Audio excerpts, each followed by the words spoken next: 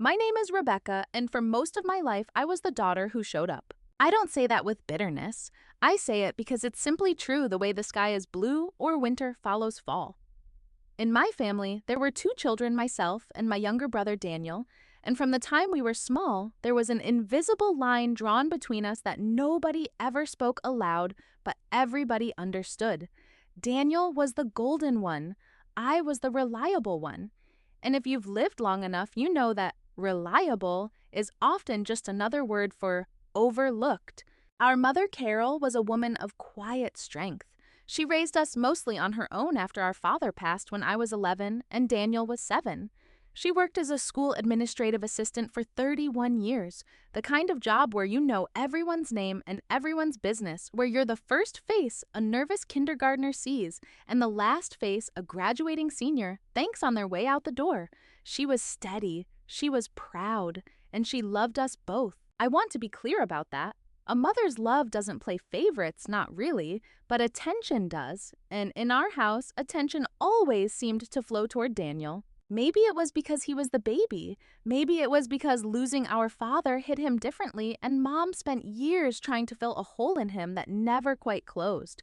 Maybe it was simply the current of 100 small choices that nobody ever meant to make, but that added up over 3 decades into a shape you could see clearly if you stepped back far enough. Whatever the reason, by the time we were adults, the pattern was set in stone. Daniel called when he needed something. I called to ask how she was doing. Daniel visited on holidays sometimes when his schedule allowed. I drove the 40 minutes to her house every single Sunday for 15 years, rain or shine, to sit at her kitchen table and drink coffee and listen to her stories about the neighbors and the church choir and the birds at her feeder. I'm not telling you this to make myself sound like a saint. I'm telling you because you need to understand the foundation this story is built on, because everything that happened later only makes sense once you understand who each of us was to her long before the ending anyone could have predicted. I got married in my late 20s to a good, steady man named Tom. We built an ordinary life, a modest house, 2 kids who are grown now, a small accounting practice. I ran out of a strip mall office for almost 20 years. Nothing flashy, nothing that would make anyone's head turn at a reunion. Daniel, on the other hand, chased bigger things. He went through 3 different business ventures in his 30s, each one funded partly by loans he took out, and partly, I later learned, by money quietly wired from our mother's savings account.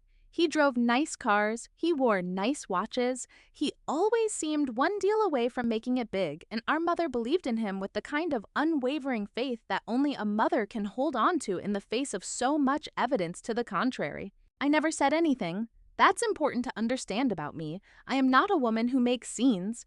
I watched Daniel watched him show up to Christmas with an expensive gift for Mom and nothing for my kids, watched him borrow $5,000 just until the next contract closes more times than I could count, and I said nothing because saying something felt like making Mom choose, and I never wanted to put her in that position. I told myself patience was a virtue. I told myself that eventually things would balance out on their own the way they usually do if you just wait long enough. Then, 4 years ago, Mom was diagnosed with congestive heart failure. It started small, some fatigue, some swelling in her ankle she blamed on standing too long at church bake sales.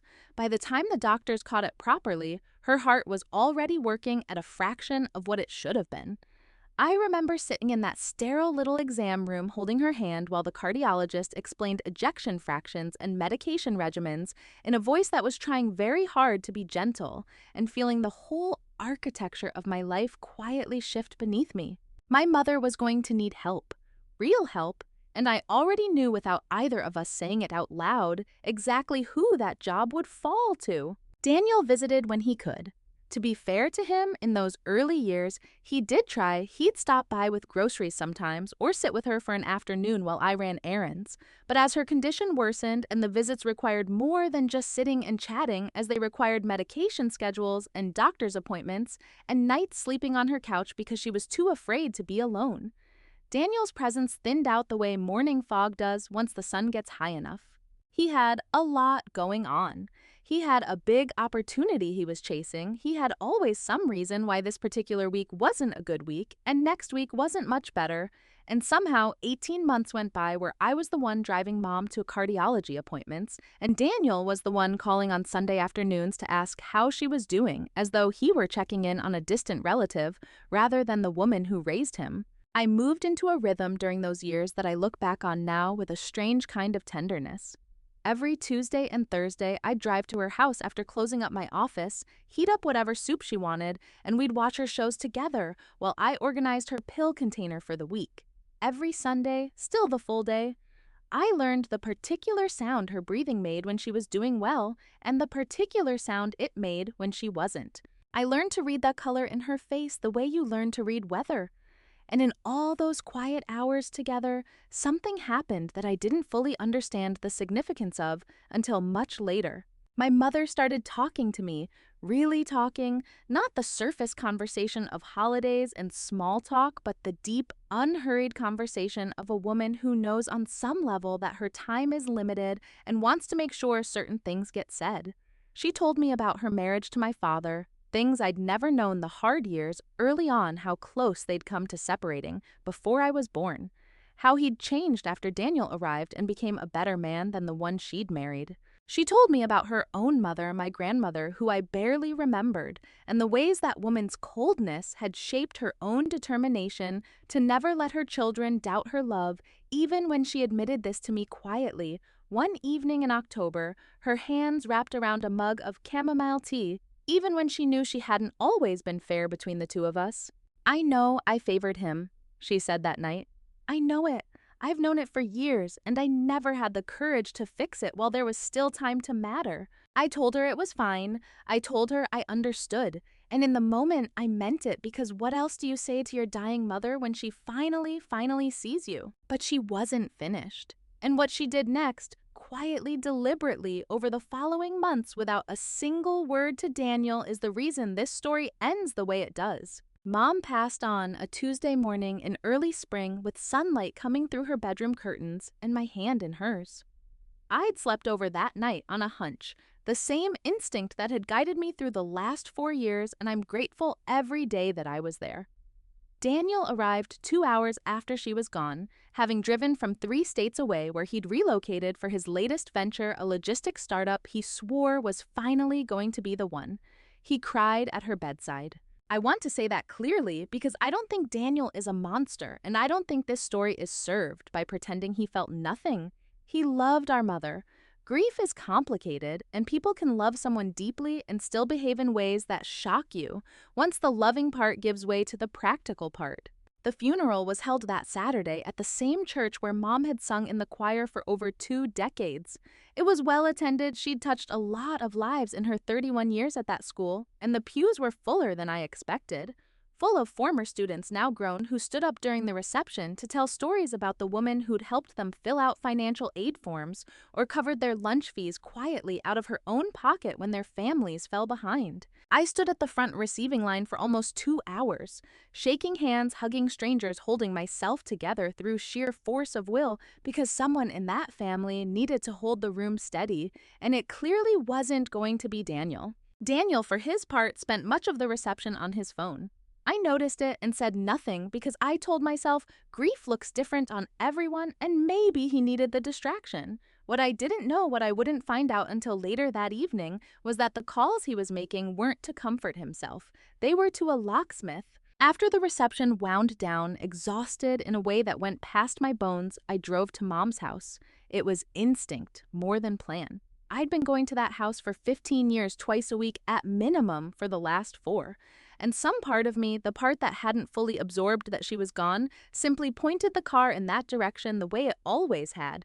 I wanted to sit in her kitchen one more time. I wanted to make a cup of the same chamomile tea she used to drink and sit at that table where she'd told me all her secrets and just be quiet for a while before I had to go home and be strong for my own family. My key didn't work. I stood on that porch for a full minute, trying it again and again, jiggling the knob the way you do when you're sure it's your own mistake and not the world's. The porch light Mom always left on for me was off, and that's when my phone buzzed in my coat pocket. It was a text from Daniel. "Changed the locks today. House is mine now. Mom always said I'd take care of it. No hard feelings, but it's mine. Deal with it." I read it twice, standing on the dark porch of the house I'd practically lived in for the better part of half a decade on the very day we'd buried the woman who raised us both. I felt something rise up in my chest, not quite anger, something colder and clearer than anger. And I remember very specifically making a choice in that moment. I could call him, I could scream, I could drive to whatever hotel he was staying at and demand to know what right he thought he had. Hours after our mother's funeral to lock her own daughter out of her home. Instead, I typed back 3 letters. Okay, I want you to sit with that for a second because I know how it reads. I know it sounds like defeat, like a woman too tired or too weak to fight for what was rightfully hers, but that's not what it was. I had learned over 4 years of quiet Tuesday and Thursday evenings something Daniel had never bothered to learn because he'd never bothered to be in the room for it. I knew things about my mother's final wishes that he did not. I knew things about what she and I had done together. 18 months earlier, in a small law office above a dry cleaner's on Maple Street that he had absolutely no idea existed. So I stood on that dark porch, put my phone back in my pocket, and drove home to my husband, who took one look at my face and asked what happened. I told him. He was furious on my behalf the way good husbands are ready to march over there himself. I put my hand on his arm and told him something I believe with my whole heart, something I want every person listening to this story to carry with them the next time someone tries to steamroll them in a moment of grief. Let him have his moment, I said. He doesn't know yet. To understand what came next, you have to go back 18 months to a Thursday afternoon in October that looked on its surface like every other Thursday I spent with my mother. By that point in her illness, Mom had grown quieter about her fear, but more direct about her regrets. The conversations we'd been having for months about fairness, about favoritism, about the ways she felt she'd let me down as a mother, even while I was the one showing up for her every single week, had started to shift from confession into something more like planning. One evening, after I'd finished organizing her medications and we were sitting with the television, murmuring in the background, she turned to me and asked a question that caught me completely off guard. Rebecca, if something happened to me, do you trust your brother to do right by this house? I remember choosing my words carefully. I told her I didn't know. I told her I hoped so, but that Daniel's history with money made me nervous, not because I thought he was a bad person, but because I'd watched him make the same mistakes over and over for 20 years, always believing the next opportunity would be the one that fixed everything. Mom nodded slowly. She didn't argue with me, and 2 weeks later, she asked me to drive her somewhere without telling Daniel.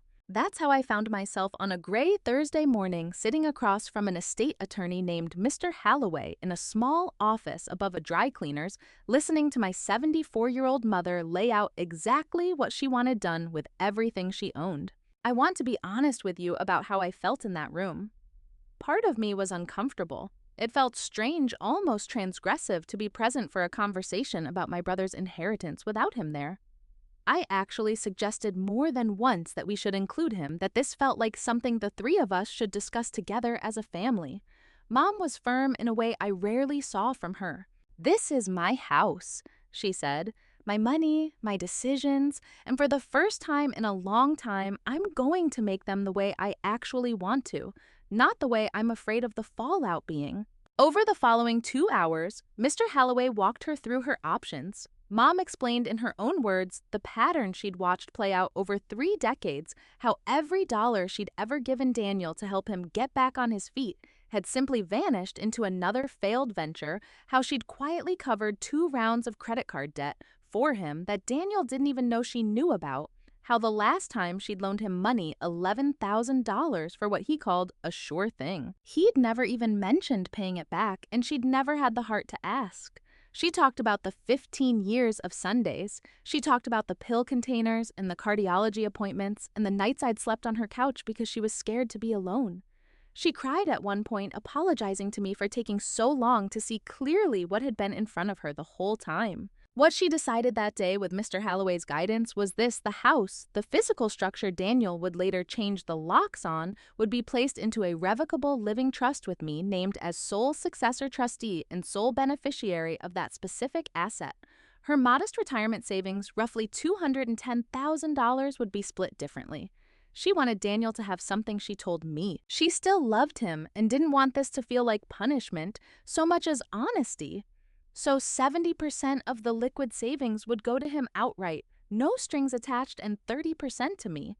But the house where I'd spent 15 years of Sundays, the house Daniel had visited a handful of times a year while telling everyone at family gatherings how close he and Mom were, the house would be mine. And critically, because it was placed into a trust rather than pass through a will, it would never touch probate court. There would be no contested estate hearing where Daniel could stand up and argue. The trust documents were airtight, drafted by a careful attorney, and the transfer of the deed into the trust with me as trustee had already been legally completed 18 months before Mom ever passed away.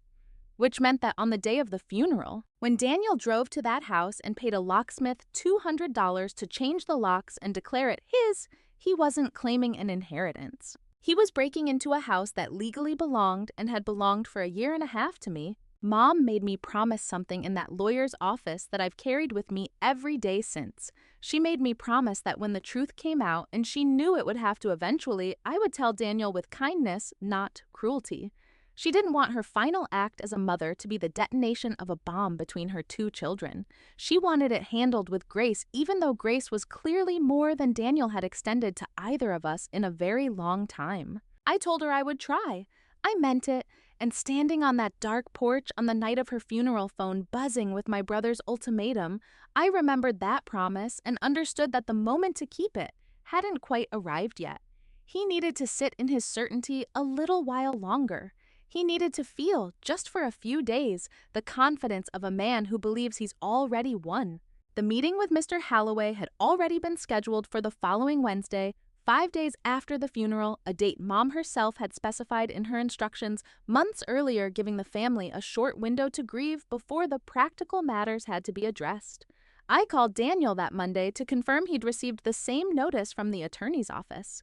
His tone on the phone was breezy, almost cheerful in a way that struck me as strange given the week we'd just had. "Yeah, I got the email," he said. "Should be pretty simple, right? I mean, we both know how Mom felt about things." I didn't correct him. I simply said I'd see him Wednesday at 10. The attorney's office above the dry cleaners smelled the same as it had 18 months earlier. Old carpet and coffee and the particular staleness of a building that had been renovated exactly once sometime in the early 90s. Daniel arrived 7 minutes late wearing a sport coat that looked more suited to a business pitch than his mother's estate reading, and sat down across the table from me with the easy posture of a man who had already mentally spent money that wasn't his. Mr. Halloway is not a dramatic man.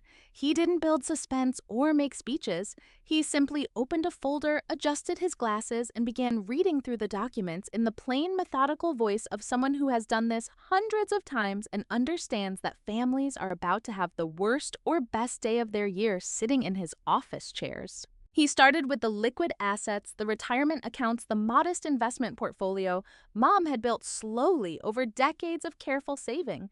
70% to Daniel, 30% to me. Daniel's face lit up at that part. He did some quick mental math. I could see it happening behind his eyes, and he nodded along like a man confirming what he'd always known to be true. Then Mr. Halloway moved to the house. The property at 4417 Larkspur Lane, he said, was transferred into a revocable living trust on October the 14th, 18 months ago, naming Rebecca Ann Coates as sole successor trustee and sole beneficiary. As trustee, Rebecca assumed full legal ownership and control of the property immediately upon Carol's passing. The transfer bypassed probate entirely as intended, and the deed reflects this change as of that original filing date. I watched my brother's face very carefully in that moment, because I think some part of me needed to see it, needed to witness the exact second the ground shifted beneath him. "Wait," Daniel said. "What do you mean it was already transferred 18 months ago? That doesn't make sense. Mom never said anything about a trust." "Your mother came to me 18 months ago," Mr. Halloway said not unkindly, "with Rebecca present, and made this decision independently and with full legal capacity. The documents are quite thorough. I'd be happy to walk you through them." Daniel turned to me slowly, and I watched something in his expression curdle from confusion into something sharper. "You knew about this, you've known for a year and a half." "Yes," I said. I kept my voice level. I remembered Mom's instructions in that same room all those months earlier with kindness, not cruelty. I've known since the day it happened. She asked me to keep it between us until it needed to come out. I think she was hoping to tell you herself eventually when she found the right moment. I don't think she ever found it easy. So you let me change the locks? Daniel said, his voice climbing. On a house you already knew was legally yours, you let me stand there like an idiot. I let you have a few days. I said, before I had to tell you something that was going to hurt. I wasn't trying to embarrass you, Daniel. I was trying to give you room to grieve before you had to also absorb this. He didn't hear the kindness in it. I don't think he was capable of hearing it that day, and honestly, I understood why. Grief and shock and humiliation were all arriving at once, stacked on top of each other, and there was no version of this conversation that wasn't going to hurt him. Mr. Halloway calmly explained the remaining logistics that, as trustee, I now had full legal authority over the property that the locksmith Daniel had hired had legally speaking. Changed locks on a house he had no ownership claim to whatsoever, and that any attempt to occupy the property against my wishes could be treated as trespassing. Daniel didn't say much else in that meeting. He sat very still, staring at the documents in front of him, reading and rereading the trust language, as though a different arrangement of the same words might appear if he looked hard enough. When we finally stood to leave, he looked at me not with the fury I expected, but with something more wounded, more confused. "Why would she do this?" he asked. "Why would she do this to me?" And I told him the truth as gently as I could manage. "She didn't do it to punish you. She did it because for 4 years I was the one who was there. She told me herself near the end that she wished she'd found the courage to be fair between us a long time before she got sick. This was her trying in the only way she knew how to finally get something right." He didn't respond to that. He picked up his coat and walked out of the office without another word, and I sat there for a moment with Mr. Halloway, who gave me a small, sympathetic nod, the kind of look I imagine he's given 100 families in that same chair. The weeks that followed were some of the hardest of my life, and I say that fully aware of everything I'd already been through with Mom's illness and passing. Grief is supposed to bring families closer, or at least that's the story we tell ourselves. What it actually does sometimes is strip away all the polite fictions people have been using to hold a relationship together, and what's left underneath isn't always pretty. Daniel called our extended family before he called me again. My Aunt Linda phoned 3 days after the reading, her voice tight with the particular concern of someone who's already heard one version of a story and is fishing for the other. Daniel had told her apparently that I'd manipulated our sick and vulnerable mother into signing over the house behind his back, that I'd taken advantage of Mom's declining mental state to cut him out of what was rightfully his, that I'd been playing the long game for years. All those Sunday visits, nothing but calculated positioning for an inheritance grab. I want to tell you that hearing this didn't hurt. It hurt terribly. I'd spent 15 years showing up for that woman with nothing but love in my heart, and to have my own brother recast that love as a scheme was one of the more painful things anyone has ever said about me. But I didn't call Aunt Linda back in a panic. I didn't fire off a defensive text explaining every detail. I simply told her calmly that she was welcome to ask Mr. Halloway directly about the timeline and the documents, since none of it was secret, and that I trusted her to make up her own mind once she had the facts rather than just one angry man's version of events. She called Mr. Halloway. Several other family members did too in the weeks that followed as Daniel's version of the story made its rounds through group texts and Sunday phone calls. Every single one of them got the same answer, a calm, factual confirmation that our mother had made this decision herself with full legal capacity 18 months before her death for reasons she'd explained clearly and on the record. Daniel tried other angles. He consulted a lawyer of his own who apparently told him, based on what I later heard secondhand, that contesting a properly executed trust on the grounds of undue influence was an extraordinarily difficult case to win, especially given that our mother had met with her own independent attorney, expressed her reasoning clearly, and shown no signs of diminished capacity at the time of signing. He threatened in a voicemail he left me that I still have saved to drag this out in court for years if that's what it takes. He never filed anything. I think in the end, even his own attorney told him what the rest of us already knew, that there was no case here, only anger looking for somewhere to land. He also tried the house itself. About 10 days after the reading, I got a call from a neighbor, Mrs. Petrosky, who'd lived across the street from Mom for over 20 years and had always been kind to us both. She told me Daniel had been at the house that morning moving boxes into a rental truck. I drove over immediately, my heart pounding the whole way, and found Daniel loading Mom's china cabinet, the one that had belonged to our grandmother, into the back of a U-Haul. I didn't scream. I didn't call the police, though I certainly could have given that he had no legal right to be removing property from a home he no longer had any claim to. I simply walked up to him and asked him quietly to stop. "This was Grandma's," he said. "This isn't even part of your precious trust. This is just family stuff." "Then let's figure out family stuff like family," I said. "Not like this. Not by sneaking over here with a truck." Something in my tone must have gotten through because he stopped. We stood in that driveway for a long time, neither of us saying much until eventually he sat down on the truck's back bumper and put his head in his hands. And for the first time since the funeral, I saw something other than anger on his face. I saw a man who was scared of having let his mother down so completely that she'd felt the need to protect her own home from him. Scared of what that said about the choices he'd made for the last 20 years, scared maybe most of all of what it meant that the sister he'd always quietly looked down on had turned out to be the one their mother trusted most. I let him take the china cabinet. It genuinely wasn't part of the trust, and honestly, I didn't want it. I wanted peace more than I wanted furniture, but I told him standing in that driveway that if he ever tried to enter that house again without my permission, I would call the police, and I meant it, and he heard that I meant it. It's been just over a year now since my mother passed, and I want to tell you honestly that the ending to this story isn't the triumphant, dramatic reckoning you might be hoping for. Daniel didn't end up homeless or destitute or publicly humiliated. He took his portion of the retirement savings, moved back to the town where his logistics startup was based, and as far as I know is still trying to make that particular dream work. We speak occasionally now, brief, careful conversations, mostly around holidays, the kind where both people are still learning how to be in a room together after something has fundamentally changed between them. I don't know if we'll ever get back to easy again. I've made my peace with that possibility. What I did with the house is, I think, the part of this story that matters most, so let me tell you about that. I didn't sell it, though I could have. And though the $210,000 from Mom's savings, combined with whatever the house might have brought in, would have set my family up quite comfortably. Instead, my husband Tom and I moved in about 8 months ago. We sold our old place, and I spend my mornings now in the same kitchen where I used to organize Mom's pill container, drinking coffee at the same table where she told me all her secrets. I planted her garden again this spring, the one she let go wild in her last 2 years because she didn't have the strength to keep up with it. I found her old recipe box in a kitchen drawer, and I've been slowly working through it, one dish at a time, trying to taste my way back to her. I think about that night on the porch. A lot, the buzz of my phone, the dark where the light used to be, the 3 letters I typed back instead of the scream I wanted to let out.